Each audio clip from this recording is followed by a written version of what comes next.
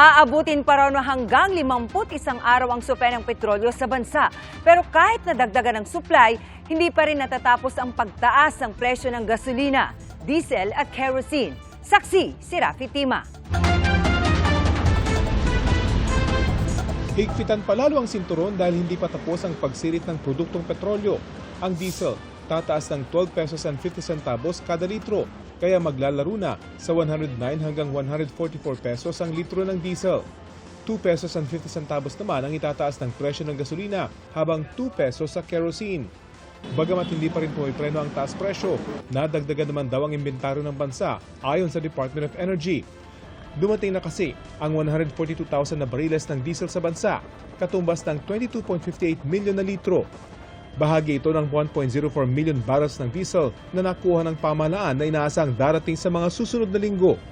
Galing ang mga ito sa Malaysia, Singapore, India at Oman. The country's total expected available day supply across all types increased from 45 days to 50.94 days. So ito na yung average natin.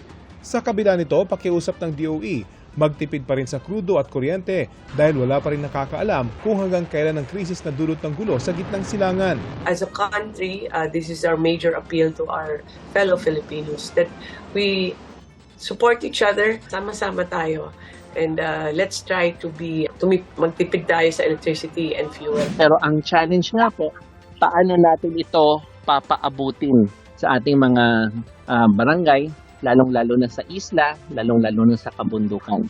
Bukod sa patuloy na paghahanap ng mapagkukunan ng krudo, pinamamadali na rin daw ng DOE ang ilang renewable energy projects. Ako si Rafi Tima, ang inyong saksi.